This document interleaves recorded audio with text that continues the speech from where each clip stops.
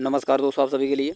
और दोस्तों मुझे उम्मीद है आपकी पढ़ाई जो है अच्छी चल रही होगी, बेहतर चल रही होगी, बेस्ट चल रही होगी। और जैसा कि आप सभी को पता है कि दोस्तों आपके ग्रुप डी के एग्ज़ाम खत्म हो ही चुके हैं। और जैसे ही ग्रुप डी के एग्ज़ाम खत्म हुए, देखिए दोस्तों रेलवे की तरफ से बहुत बड़ा नोटिफिकेशन यहाँ पर निकल कर आया है कि यानी जो आपका ग्रुप डी 2025 में जो आपका टोटल फॉर्म फिलअप हुआ था, जिसका अभी आपका एग्ज़ाम खत्म हुआ है, उसका यहाँ पर देखिए दोस्तों रेलवे की तरफ से टोटल फॉर्म फिलअप का डाटा जोन वाइज यहाँ पर इन्होंने जारी कर दिया है। और इसी डाटा के यहाँ पर हम आधार पर हम देखेंगे दोस्तों कौन सा सेफ जोन है, कौन सा डेंजर जोन है, पर सीट कंपटीशन किस जोन का कितना है, ठीक है। और साथ ही देखेंगे दोस्तों कि इस बार जो सबसे डेंजर जोन है, जहाँ की कट ऑफ जब सबसे ज़्यादा हाई रहेगी, वो जोन कौन से हैं, ठीक है। और इस बार देखिए दोस्तों सेफ स्कोर क्या रह सकता है, वो सारी चीज़ें यहाँ पर हम देखने वाले हैं। और कितनी उपस्थिति रही है, क्या उपस्थिति रहेगी, क्या परसीट कंपटीशन है, वो सारी चीज़ें। तो चलिए दोस्तों करते हैं वीडियो को स्टार्ट बिना किसी देरी के। और जिन भाइयों ने अभी तक चैनल को सब्सक्राइब नहीं किया है, उनसे मेरा रिक्वेस्ट है कि प्लीज़ दोस्तों चैनल को सब्सक्राइब करके साथ में ऑल वाला बेल आइकन जरूर दबा लें, ताकि दोस्तों मेरी आने वाली हर वीडियो का नोटिफिकेशन सबसे पहले दोस्तों आपके पास पहुँच सके। और वीडियो दोस्तों ज़्यादा से ज़्यादा लाइक करें, शेयर करें। अब चलते हैं दोस्तों मेन टॉपिक की तरफ। सबसे पहले हम देखेंगे दोस्तों जोन वाइज डाटा और परसीट कंपटीशन।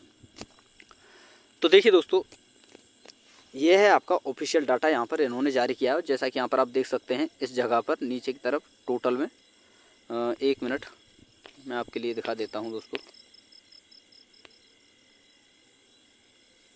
ये रहा आपका 52,39,760 टोटल फॉर्म फिलअप हुआ है। ये टोटल का डाटा है।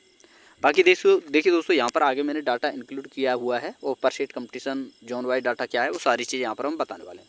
और लास्ट में दोस्तों देखिए इस बार आपका सेफ स्कोर क्या रह सकता है, कितनी अटेंडेंस रहेगी, या फिर कितना अटेंडेंस रहा है इस बार, वो सारी चीज़ें यहाँ पर हम देखेंगे। और रियल में आपकी जो वैकेंसी है वो कितनी हैं, ठीक है, वो सारी चीज़ें। तो उससे पहले देखिए दोस्तों मैं आपके लिए जोन वाइज परसीट कंपटीशन यहाँ पर आपके लिए बता देता हूँ।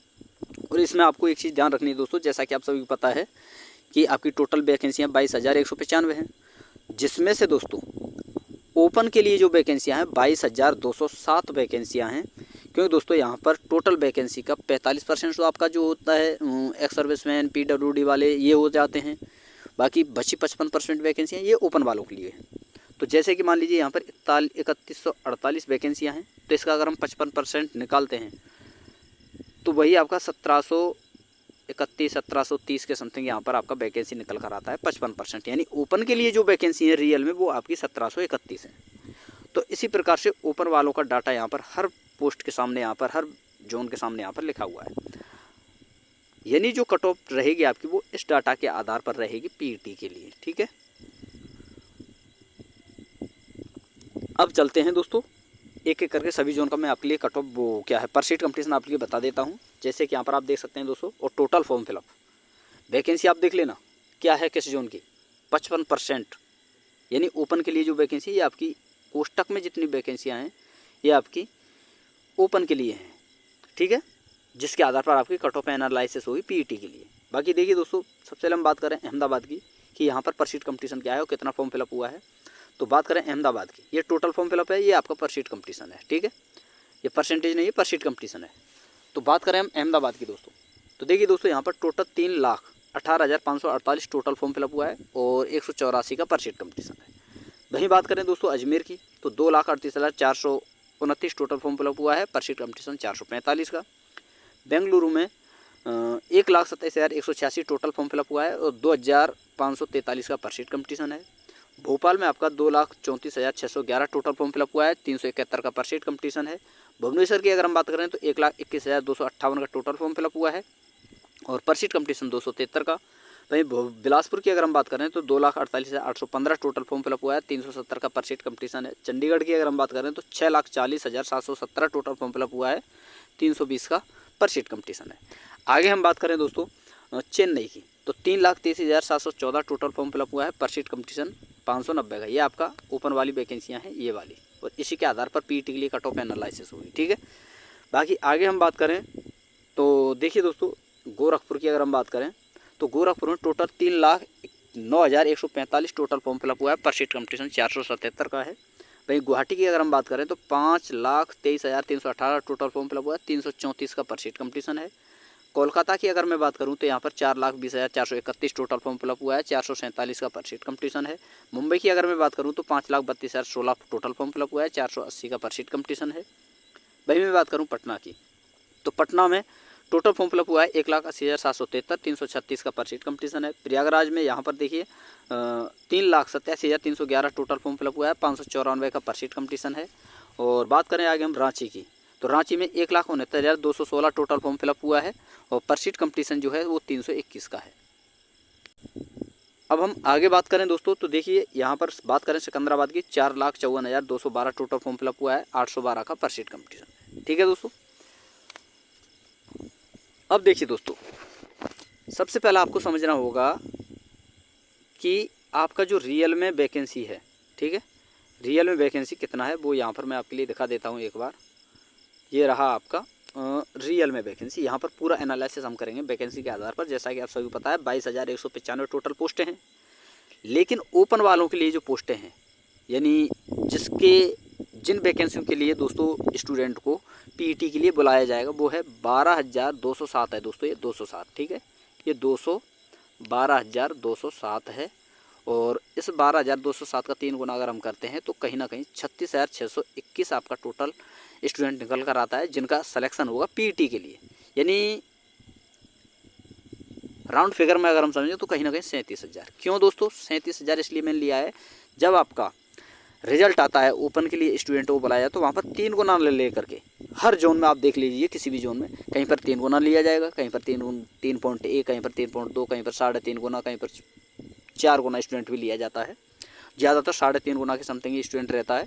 तो इसलिए राउंड फिगर में अगर हम समझें तो 37,000 स्टूडेंट बुलाया जाएगा। अब आपका टोटल फॉर्म फिलअप कितना हुआ है 52,39,760, लेकिन 60% देखिए अटेंडेंस जो रही आपकी, कहीं पर 50% रही है, कहीं पर 52%, कहीं पर 55 प्लस, कहीं पर 58 प्लस भी आपका जो है अटेंडेंस रहा है। तो मैं अप्रॉक्स जो है आपका अटेंडेंस मान रहा हूँ 60%। और 60% के बाद में अगर इसका 60% निकालें तो रियल में जो स्टूडेंट बैठा है कंपटीशन में वो बैठा है 31,43,856।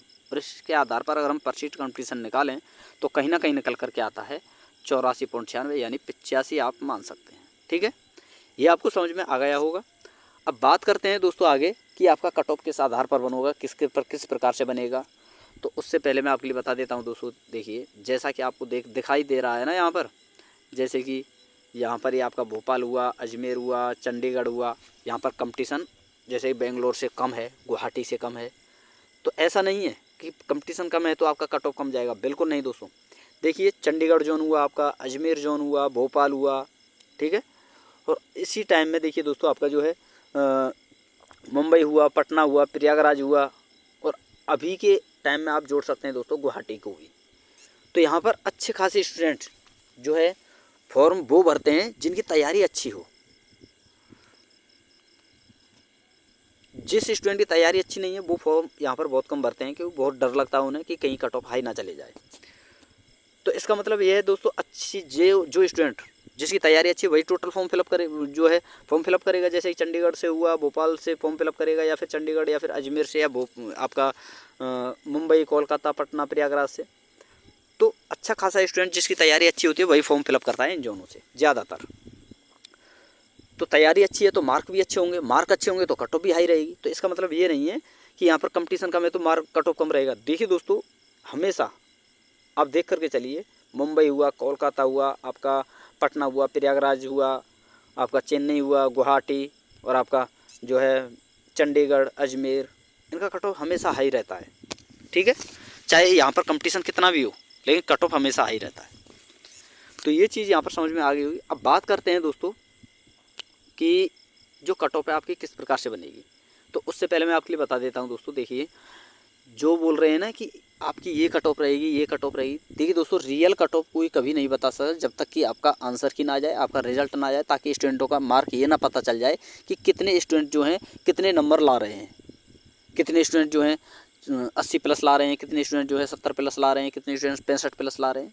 जब तक ये डाटा पता ना चल जाए तब तक कोई ये नहीं बता सकता कि इतना आपका कट ऑफ जाएगा। रियल में वास्तविक कट ऑफ आपका कितना रहेगा, हाँ अप्रॉक्स या एक्सपेक्टेड कट ऑफ हर कोई बता सकता है, जो कि ज़्यादा डिफरेंट उसमें देखने को नहीं मिलता है, वही 2 से 3 नंबर या 4 नंबर। अगर कोई नया जो है यूट्यूबर है वो ज़रूर उसमें गलती कर सकता है, लेकिन जिसको जानकारी है अच्छी खासी वो कभी इसमें जो है गलती नहीं करेगा। जो कट ऑफ आंसर की आने के पहले जो यूट्यूबर बताएगा उसके समथिंग ही कट ऑफ आपको देखने को मिलेगी। लेकिन दोस्तों 2 चीज़ें आपको याद रखनी है। एक तो कट ऑफ का एनालिसिस रियल में जो होगा वो होगा आपका कब, ये तो तभी पता चलेगा जब आपका जो है आंसर किया जाएगी रैंक गुरुजी का या रैंक मित्रा का डाटा आ जाएगा, तो उससे ये भी पता चल जाएगा कि कौन सी शिफ्ट हार्ड है, कौन सी इजी है, कितना नॉर्मलाइजेशन मिलेगा। और आपने देखा है दोस्तों कि रैंक गुरुजी का डाटा कभी भी आपने देखा हो तो हमेशा वो एक चीज़ आपको बताता है कि शिफ्ट वाइज आपको कितना नॉर्मलाइजेशन मिलेगा। और ये मैंने कई बार से मैं देख रहा हूँ, जैसे कि टेक्नीशियन में भी मैंने देखा है, एएलपी में भी मैंने देखा है, अब की बार जो ग्रुप डी आपका हुआ है उसमें भी मैंने देखा है। और हकीकत में दोस्तों यही है, जो उसका नॉर्मलाइजेशन होता है रैंक गुरुजी का, उससे प्लस ही नंबर आपको मिलता है, माइनस में नहीं मिलता कभी भी। कुछ ही ऐसी कंडीशन होती हैं जिसमें 1-2 नंबर घट सकता है, बाकी जो रैंक गुरुजी ने बता दिया कि इतना नॉर्मलाइजेशन मिलेगा तो मिलेगा ही दोस्तों, उससे ज़्यादा ही रहेगा, उससे कम नहीं रहेगा। ठीक है, तो ज़रूर दोस्तों ये ज़रूर बताएं जब आपकी आंसर की आ जाए। देखिए 2-4-5 दिन में आपकी आंसर की भी आ जाए, लगभग 7 दिन या 8 दिन, तो कहीं ना कहीं ज़्यादा से ज़्यादा मैं मानूँ तो 3 या 4 तारीख को आपकी आंसर की भी आ जाएगी, 4 लास्ट 5 तारीख तक। तो तब और पता चल जाएगा कि आपका कौन सा शिफ्ट हार्ड है, कौन सी ईजी है। अभी तो कुछ स्टूडेंट हैं जो कि बता देते हैं हमने इतना अटैम्प्ट किया है, तो अटैम्प्ट का सिस्टम अलग होता है दोस्तों। कुछ स्टूडेंट ऐसे भी होते हैं जो तुक्का लगा कर 100 के 100 अटैम्प्ट करते हैं, तो क्या उनका रियल में जो है मार्क इतना थोड़ी आएगा कि 80 आ जाए, 85 आ जाए। नहीं दोस्तों, जो स्टूडेंट रियल में हकीकत में ही तुक्का लगा रहा है, उसे यही नहीं पता हम कर क्या रहे हैं, तो वो क्या उसका ऐसा नहीं है कि 80+ स्कोर बन जाएगा, बिल्कुल नहीं दोस्तों। और आपको पता है दोस्तों, जब भी आप अटैम्प्ट करते हो, मान लीजिए आपने 80 अटैम्प्ट किया, कहीं ना कहीं 5 से 6 क्वेश्चन गलत हो ही जाता है, तो 6 और घटा दीजिए। 80 अगर आपने अटैम्प्ट किया मान लीजिए, तो 6 घटा देते 74 में 2 और घटाइए, वही बेहतर हो गया। तो रियल तो हकीकत में जब आंसर किया है तभी पता चलेगा कि आपका रियल में रॉ मार्क कितना बन रहा है। तो जब आपकी आंसर किया है तो प्लीज़ दोस्तों आप कमेंट में ज़रूर बता देना कि आपका कितना रॉ मार्क बन रहा है, कितना किस जोन से आपने अप्लाई किया। और हालांकि उस समय में वीडियो बना दूंगा आपके लिए कि रैंक गुरुजी का डाटा क्या कहता है। बाकी देखिए दोस्तों, अब हम चलते हैं सब्जेक्ट की तरफ। तो जैसा कि आप सभी को पता है दोस्तों, अब की बार मैथ में जो ज़्यादातर क्वेश्चन जो कैलकुलेटिव रहा है वो 4 से 5 क्वेश्चन रहा है। रीजनिंग में भी 5 से 6 क्वेश्चन कैलकुलेटिव रहा है। साइंस में भी 4 से 5 क्वेश्चन कैलकुलेटिव रहा है। और करंट अफेयर तो आपको पता है दोस्तों आपका हार्ड ही रहती है, इसमें जिसका जैसा बैठ जाए उतना ही अच्छा है। तो इस बार आपकी जो कट ऑफ है, एक्सपेक्टेड ही कट ऑफ बता रहा हूँ मैं भी दोस्तों। और मैं जो कट ऑफ आपके लिए बताऊँगा वो देखिए दोस्तों, मिनिमम और मैक्सिमम सब्जेक्ट वाइज आपका कितना मार्क होना चाहिए, मिनिमम कितना होना चाहिए, मैक्सिमम कितना होना चाहिए, और मैक्सिमम कट ऑफ आपकी कितनी जा सकती है और मिनिमम कितनी कट ऑफ जा सकती है, या फिर इसके बीच ही आपको 1 से 2 नंबर का डिफरेंट आपको देखने को मिलेगा। और आप उठा करके भी देख लेना। तो चलिए दोस्तों, एक बार मैं आपके लिए कट ऑफ बता देता हूँ। जैसे कि देखिए दोस्तों, ये मैथ है आपकी, ये रीजनिंग है, ये साइंस है, ये करंट है। तो मैथ में जैसे कि दोस्तों यहाँ पर UR की अगर हम बात करें तो मिनिमम 18 अटैम्प्ट आपका होना चाहिए और मैक्सिमम 20 अटैम्प्ट आपका होना चाहिए। इसी प्रकार से रीजनिंग का यहाँ पर डाटा दिया हुआ है, इसी प्रकार से साइंस का दिया है, इसी प्रकार से करंट अफेयर का है। यानी जो UR की कट ऑफ आपकी रह सकती है वो 72 से 80 के बीच में, इतना तो रहेगी ही रहेगी दोस्तों, इससे ज़्यादा कट ऑफ आपकी नहीं जाएगी। और ये PT तक के लिए बता रहा हूँ मैं, ठीक है। और आप देख लेना, इससे 1-2 नंबर ऊपर नीचे हो सकता है, ठीक है, इससे ज़्यादा नहीं रहेगा। और जो सोचता है अब की बार जो है कट ऑफ कम जाएगी, फॉर्म फिलअप कम हुआ है, नहीं दोस्तों, वैकेंसियाँ भी तो आपकी कम है, ठीक है। अब भाई मैं बात करूँ SC की कट ऑफ, तो यहाँ पर आप सब्जेक्ट वाइज मिनिमम और मैक्सिमम देख लेना आप कितना मार्क आपको चाहिए। बाकी अगर मैं ओवरऑल कट ऑफ की बात करूँ तो 64 से 72 के बीच में आपकी कट ऑफ रहने वाली है।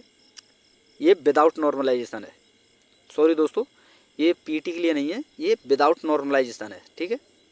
रॉ मार्क के आधार पर मैं आपके लिए बता रहा हूँ। हालांकि नॉर्मलाइजेशन होगा तो मार्क घटेंगे भी बढ़ेंगे भी। और अब की बार बता दूं मैं दोस्तों, अब की बार जैसा कि पिछली बार जो नॉर्मलाइजेशन हुआ था वो 17 तक का हुआ था मैक्सिमम, तो अब की बार भी इतना ही समथिंग आपको मिलेगा। बाकी एससी की कट ऑफ, एसटी की अगर मैं बात करूँ तो यहाँ पर आपकी कट ऑफ जो है 56 से 64 के बीच में आपकी रह सकती है। ये रॉ मार्क के आधार पर मैं आपके लिए बता रहा हूँ। हालांकि नॉर्मलाइजेशन का अलग इफेक्ट पड़ेगा, तब आपका अलग प्रभाव पड़ेगा, कहीं मार्क घटेंगे भी कहीं बढ़ेंगे भी, लेकिन इतना मार्क तो आपका होना ही चाहिए कैटेगरी वाइज। अगर मैं ओबीसी की बात करूं तो 68 से 76 के बीच में आपका मार्क होना चाहिए, और ईडब्ल्यूएस का 68 से 76 के बीच में, क्योंकि ओबीसी और ईडब्ल्यूएस में ज़्यादा डिफरेंट नहीं होता है, वही 1-2 नंबर का डिफरेंट होता है। ठीक है, तो इतना मार्क तो आपको कैटेगरी वाइज आपका होना ही चाहिए अगर आपको पेपर क्वालिफाई करना है। बाकी दोस्तों real cut off, real analysis जो पता चलेगा वो आंसर के आने के बाद में ही पता चलेगा कि रैंक गुरुजी का डाटा क्या कहता है, कौन सी शिफ्ट हार्ड है, कौन सी ईजी है। और वहाँ पर मैं दोस्तों डंके की चोट पर आपको ये भी बता दूंगा कि आपको रियल में कितना नॉर्मलाइजेशन मिलेगा, यानी किस शिफ्ट को कितना नॉर्मलाइजेशन मिलेगा। ठीक है, बाकी अभी के टाइम में दोस्तों ये इतना तो मार्क आपका होना चाहिए, और मैं आपको बताऊँ इतने के बीच में, और ज़्यादा डिफरेंट आपको देखने को नहीं मिलेगा, वही 1 से 2 नंबर। ठीक है, बाकी दोस्तों देखिए जैसे ही आंसर की आती है तो मैं अलग से वीडियो आपके लिए बना दूंगा। बाकी दोस्तों अब इस टाइम अगर आपको वीडियो अच्छी लगी हो तो वीडियो को लाइक कर दें, शेयर कर दें, और जिन स्टूडेंट ने अभी तक चैनल को सब्सक्राइब नहीं किया उनसे मेरा रिक्वेस्ट है कि चैनल को सब्सक्राइब करके साथ में ऑल वाला बेल आइकन जरूर दबा लें, ताकि दोस्तों मेरी आने वाली हर वीडियो का नोटिफिकेशन सबसे पहले दोस्तों आपके पास पहुँच सके। तो थैंक यू दोस्तों, धन्यवाद। फिर मिलते हैं नई वीडियो के साथ।